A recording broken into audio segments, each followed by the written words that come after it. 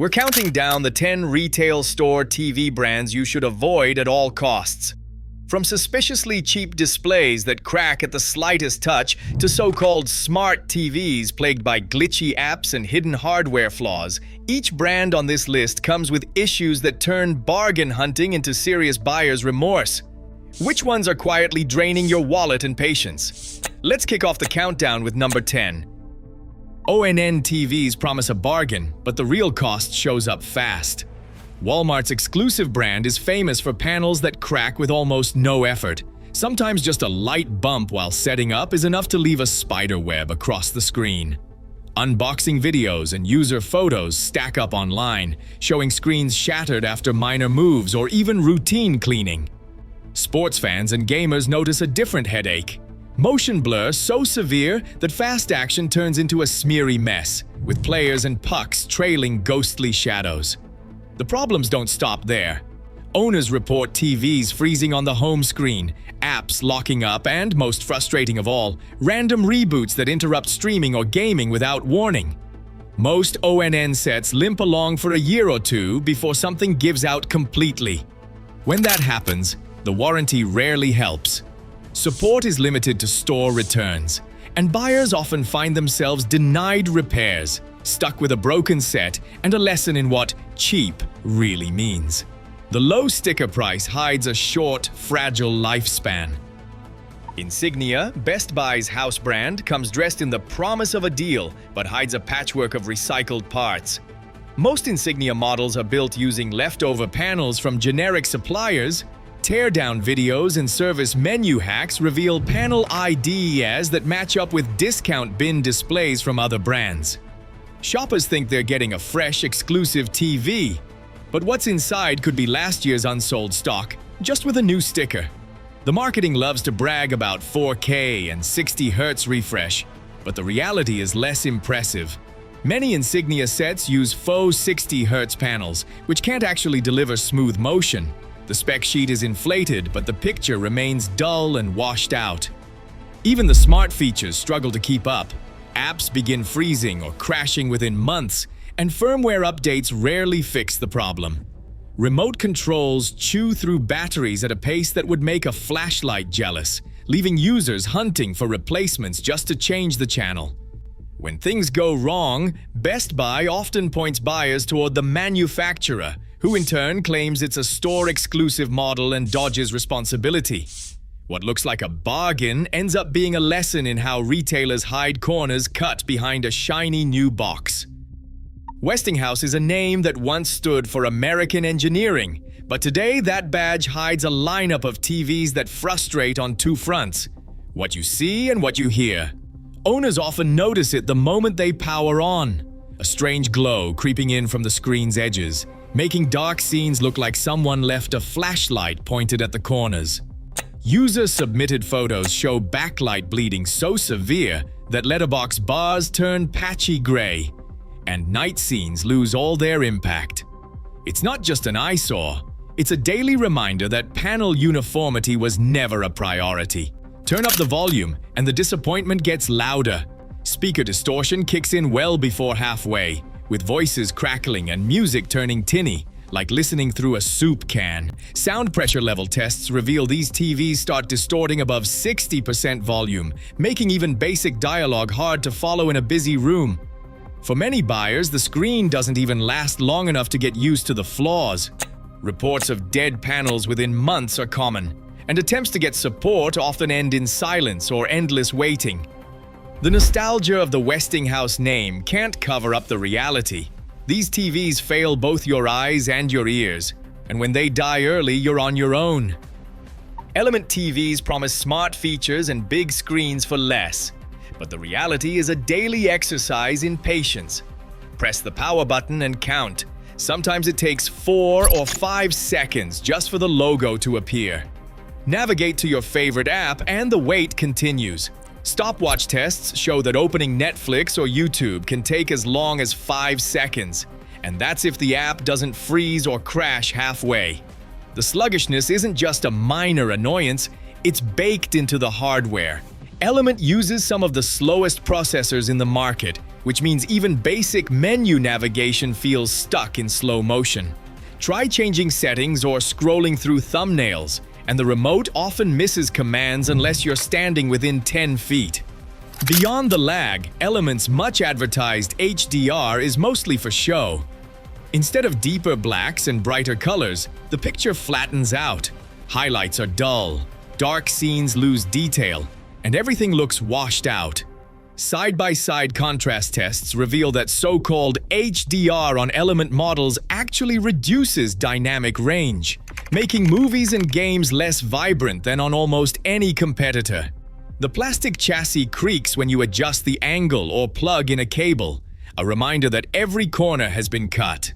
For buyers lured in by the price tag and the promise of smart TV features, Element delivers a crash course in just how far specs can fall short of the experience you expect. Hisense has built a reputation for strong mid-tier TVs, but their bargain bin models tell a very different story. Inside the entry-level lines, thermal cameras have captured main boards running hotter than a summer sidewalk. Some units hit over 90 degrees Celsius after just a few hours of streaming. This heat doesn't just make the chassis warm, it cooks the delicate circuits inside, leading to a rash of dead pixels that cluster in the same corners across entire production batches. Serial numbers from affected models show clear patterns. Buy a set from the wrong lot code, and you're rolling the dice on pixel failures before the first year is out. Repair shops report a wave of HDMI ports quitting after repeated hot-cold cycles, especially for buyers who use the TV for gaming or as a streaming hub. Support call logs spike right after holiday sales, when thousands of these doorbuster specials end up in living rooms and bedrooms. Owners describe sudden burn-in, flickering lines, or entire HDMI banks going dark, sometimes all at once. Warranty help isn't much comfort. Long hold times, low resolution rates, and a familiar blame game between manufacturer and retailer. The problems are concentrated in the cheapest models, not the flagship lines, but for families lured by a Black Friday tag, the result is the same. A TV that can't handle its own heat, with picture problems that spread like a rash, and ports that fail just when you need them most. Sceptre is the kind of brand that makes big promises on the box. 4K resolution, bold colors, and a price that looks almost too good to be true. But for anyone hoping to use one for gaming or fast-paced sports, disappointment comes built in. Input lag clocks in at over 80 milliseconds on most models, which means every button press feels like it's traveling through molasses. Gamers running latency tests find their on-screen actions trailing behind by more than a full frame, making fast shooters or racing games nearly unplayable. The trouble doesn't stop there. Fast pans and action scenes leave behind ghostly smears, a classic sign of motion ghosting. Reviewers running side-by-side tests see player outlines and ball trails that linger long after the real action has moved on. The contrast ratio is so low that dark scenes turn into a muddy mess, swallowing up any detail in the shadows. Sceptre rarely pushes out firmware updates, so these flaws stick around for the life of the TV. Under the hood, repair shop logs show a spike in HDMI port failures and panel deaths right after the 1-year mark, just outside most basic return windows. By 18 months, the odds of a major failure climb sharply, with many units headed straight for recycling. For buyers lured in by the low price, the cost isn't just in washed-out colors or laggy controls, it's in the wasted time and money when the TV gives out before the next holiday sale rolls around. RCA's name used to mean something. Today, it's just a sticker slapped on some of the most unreliable TVs money can buy. For a lot of buyers, the disappointment comes before the first show even loads. Return logs from major retailers show RCA's defective on arrival rates consistently. Outpace the rest of the category. Some stores report stacks of returns within the first week. TVs that never powered on or failed setup right out of the box. Plug one in, and there's a good chance the Wi-Fi won't connect. Tech support forums are packed with screenshots of endless network errors and pairing failures, even after multiple resets. The frustration doesn't stop there. RCA's built-in speakers register quieter than a $10 phone, barely audible in a normal room, and lab tests confirm sound pressure levels that can't keep up with kitchen noise, let alone a movie night. Smart features are almost non-existent. The App Store is usually empty, and menu systems freeze or crash when you try to scroll. There's no real app support, just a bare-bones interface that locks up more often than it works. For anyone hoping for a quick fix, customer service is nearly impossible to reach, and warranty claims get bounced between the retailer and a faceless overseas factory. RCA lands this high on the list not just for poor performance, but for how often the TV fails before you ever get to watch anything. It's the only brand here where the most common problem is a TV that never works at all. Vizio built its name on value, but their D-Series and V-Series models have turned that reputation inside out. For shoppers expecting a warehouse bargain, the letdown starts with SmartCast, the TV's built-in streaming system. Owners describe a daily ritual of frozen menus, apps that refuse to load, and remote commands that vanish into thin air. In online bug threads and support forums, the same story repeats. SmartCast locks up during simple tasks, leaving users staring at a spinning loading icon. When it happens, the only fix is a hard reset. Unplug, wait, and cross your fingers. Firmware updates are slow to arrive, sometimes lagging behind by months, and rarely solve the core problems. The trouble doesn't stop with software. Random dimming is a constant complaint. One moment the picture looks fine, the next the entire screen drops to a murky gray, making dark scenes nearly unwatchable. Comparison videos show side-by-side clips where Vizio's D-Series loses all detail in shadows, while even other budget brands hold up better. This isn't a setting you can tweak. Buyers report that no amount of menu diving or brightness adjustment brings the screen back to life. The dimming comes and goes, with no warning and no permanent fix. For many, the frustration is compounded by Vizio's reputation. People expect reliability from the name, so they put up with glitches, hoping for a patch or a warranty solution. But support tickets pile up, and warranty claims often stall out. Some buyers delay returns, convinced that a fix is just around the corner, only to find themselves stuck with a TV that's barely usable. In the end, the D-Series and V-Series earn their top 3 spot not because they fail instantly, but because they drag out the misery, turning a trusted brand into a daily headache that's hard to escape. Philips is a name that carries weight in Europe, but in US retail aisles, it's a different story. Most Philips TVs sold at Walmart, Costco, and Sam's Club are made by third-party licensees, often with parts and software tuned for cost, not quality. The result is a daily grind of glitches that wear buyers down. Owners report menu freezes that last so long you start wondering if the TV's just taking a nap. In lab tests, menu commands can take half a second or more to register, and after a few weeks, even basic tasks like switching apps or changing inputs turn into a waiting game. It's not just a minor hiccup. Streaming apps stall, menus lock for several seconds, and the remote feels less like a tool and more like a test of patience. But the real headache begins when something goes wrong. Filing a warranty claim with Philips retail TVs is like entering a maze with no exit signs. The brand's model numbers come with cryptic suffixes, F7, S8, and more, that decide which support center you're sent to. Miss a single letter on your receipt, and support will bounce you between Philips, the retailer, and a faceless overseas help desk. Nearly half of warranty complaints are still unresolved after 2 months, with some buyers stuck in loops for 12 weeks or longer.